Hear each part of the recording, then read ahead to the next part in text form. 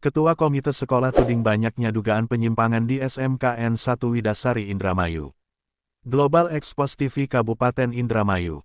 Terkait pemuatan berita yang dilansir Global Expos TV beberapa hari yang lalu, adanya tudingan miring oleh Ketua Komite Sekolah Menengah Kejuruan Negeri, SMKN 1 Widasari, Kabupaten Indramayu, Jawa Barat, Nano Supriyatno, mengungkapkannya terhadap dugaan sejumlah penyimpangan yang terjadi di sekolah tersebut. Tudingan tersebut mencakup adanya dugaan penjualan seragam sekolah yang dikemas dan mengatasnamakan dan sebagai kegiatan koperasi sekolah, padahal koperasi itu diduga bodong alias tanpa ada izin resmi dari dinas terkait, dan juga adanya dugaan pengelolaan anggaran pembangunan, serta kebijakan terkait kepanitiaan pelaksana proyek dana alokasi khusus, atau DAP. Dalam pernyataannya, Nano menyebutkan bahwa banyak keluhan yang disampaikan melalui media ini. Karena yang seharusnya, pihak sekolah lebih transparan dan akuntabel dalam pengelolaan anggaran serta kebijakan yang diterapkan. Karena saya sendiri merasakan adanya kebijakan yang kebetulan menguntungkan kepada pihak-pihak tertentu, terutama dalam penerapan tupoksi komite sekolah terkait, program pengelolaan dana pendidikan, yang digelontorkan oleh pemerintah melalui dana alokasi khusus. Nano juga mengkritisi kebijakan sekolah yang dinilai tidak berpihak pada kesejahteraan siswa. Beberapa kebijakan yang justru itu memberatkan siswa dan orang tua, seperti adanya penjualan seragam sekolah yang harganya mencekik leher yang dilakukan atas nama koperasi sekolah. Ini harus menjadi perhatian serius bagi pihak terkait, termasuk Dinas Pendidikan Provinsi Jawa Barat, wabil khusus UPTD, tambahnya.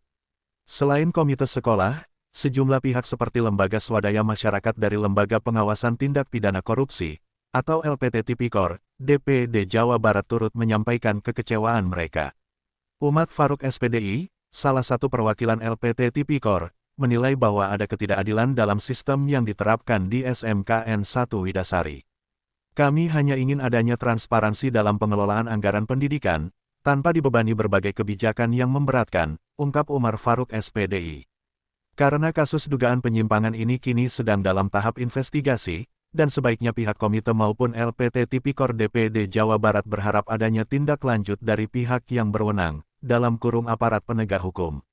Karena masyarakat di sekitar juga sangat mendukung agar diadakannya pencarian atau dilakukan secara transparan demi tidak ada izin maupun penyimpangan anggaran di sekolah SMKN 1 Widasari ini. Namun hingga berita ini ditayangkan dari pihak sekolah, masih belum memberikan tanggapan, atau keterangan secara resmi secara detail dan rinci terkait tudingan dari Ketua Komite Sekolah SMKN 1 Widasari ini. Bahkan Nano Supriyatno selaku Ketua Komite Sekolah SMKN 1 Widasari juga, menuding bendahara proyek DAK-nya sendiri yang diduga mencari keuntungan sendiri dari hasil penjual material sekolah, dari mulai material bekasnya, sampai material yang barunya juga itu terkesan dikuasai sendiri oleh bendahara proyek DAK-nya, kata Nano Supriyatno.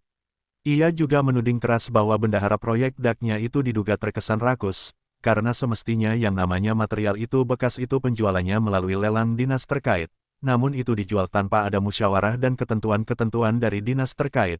Apakah itu dibenarkan seperti itu? Tanya Nano Supriyatno. Sahabat-sahabat setia, Global Expos TV semua, yang ada dimanapun Anda berada. Agar jangan sampai lupa, channel YouTube Global Expos TV, supaya update terus, like, komen, share, dan subscribe, agar jangan sampai ketinggalan berita-berita dan isu-isu terkini yang ada di Indonesia, tercepat, akurat, tajam, dan terpercaya. Laporan Redaktur Global Expos TV, Kabupaten Cirebon, Provinsi Jawa Barat, Sutari, mengabarkan. Perkenalkan, kalau kami dari lembaga LPP Tipikor Provinsi Jawa Barat, yakni Lembaga Pengawasan Pemberantasan Tindak Pidana Korupsi Provinsi Jawa Barat. Namanya siapa Pak? Pak Umar Faruk. Ya, kebetulan saya sendiri sebagai Ketua untuk Provinsi Jawa Barat dan ditemani dengan bagian investigasi Pak Suparmanto. Dan kebetulan kami juga lagi berbarengan dengan dari Forum Bayangkari Indonesia. Seperti itu. Ini rencana apa ini lagi?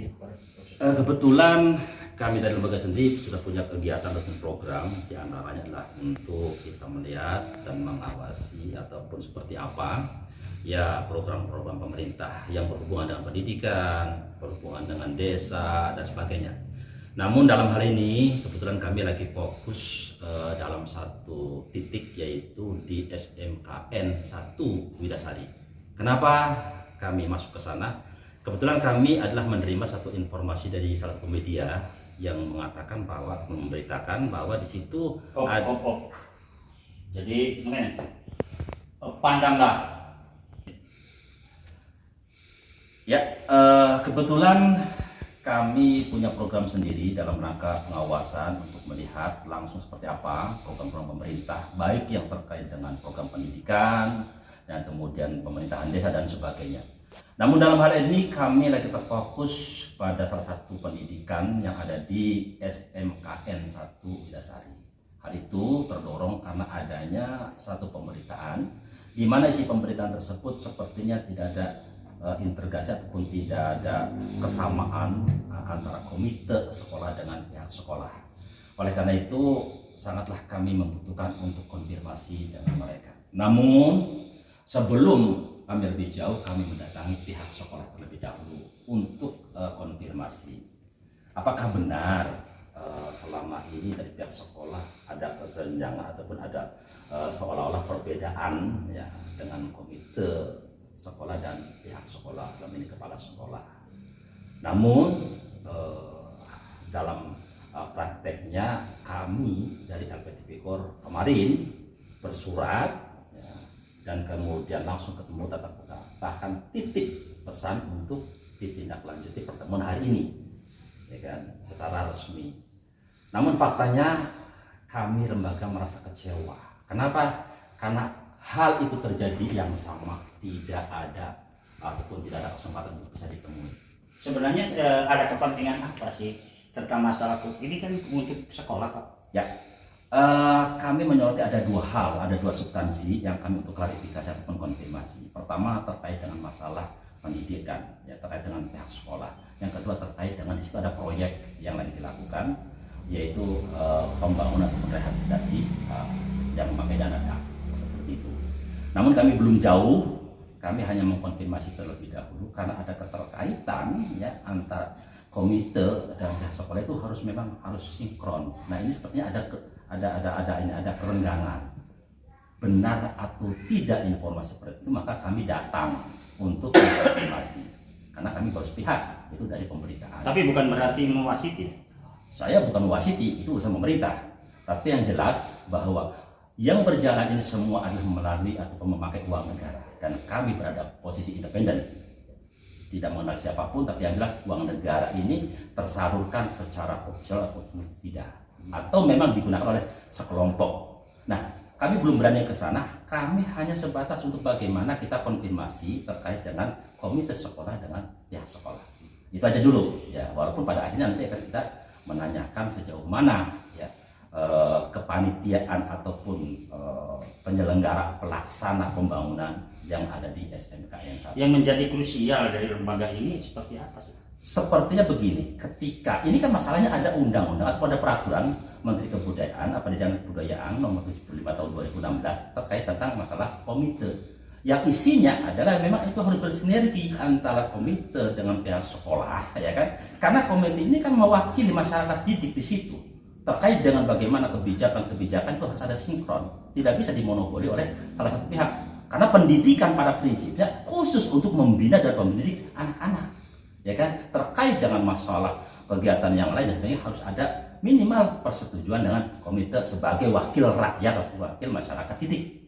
Jadi apakah ini tidak terlalu jauh? Barangkali nanti disebut ini perjalanannya terlalu offset. Saya rasa tidak. Kenapa? Saya ataupun kami lembaga untuk melihat amanah ya atau peraturan Menteri Kebudayaan dan Menteri Pendidikan terkait dengan nomor 75 tahun 2016 terkait dengan komite masih berjalan apa tidak. Jadi kami lebih pada peraturan ataupun undang-undang ini yang diamanatkan kepada pelaku masih berjalan ataupun tidak. Itu aja. Ketika memang sudah tidak berjalan, apa alasannya, apa kendalanya? Kalau memang sudah dihapus Pak. Ya kapan dihapusnya peraturan itu? Apa sudah tidak dianggap layak komite berada di lingkungan sekolah? Kita butuh. Ya, jadi kami tidak terlalu menjustis, tidak. Cuma yang pasti kami melihat bagaimana apakah undang-undang dan peraturan, ya kan, yang digodok yang dibuat oleh pemerintah itu berjalan ataupun tidak, ataupun undang-undang yang dibikin ataupun dibuat bersama dengan wakil-wakil rakyat berjalan ataupun tidak. Seperti itu. Iya. Ini kedatangan sampean-sampean ini ya sekolah terlihat apatis. Ini seperti apa tanggapannya? Sepertinya saya juga kurang mengerti. Kami kurang mengerti, tapi Anda sepertinya itu mengabaikan. Kenapa? Paling tidak, ya kan, mohon maaf, ya kan, kami ini tamu. Ya kan, tamu dipersilahkan dulu dengan cara yang baik. Nah, kemudian menanyakan sesuatu keperluannya. Ketika memang itu bukan ranah jawabannya yang dijawab oleh anggota, misalkan Pak, ini jawabannya ataupun ini kapasitasnya kepala sekolah, ya sudah, kami menunggu, ya kan, seperti itu. Dan sampai sekarang sepertinya yang ada di bawahan itu belum bisa menemui pihak kami. Oleh karena itu kami merasa kecewa. Tetapi mohon maaf, kami akan melakukan satu langkah lagi, akan memberikan surat secara resmi meminta audiensi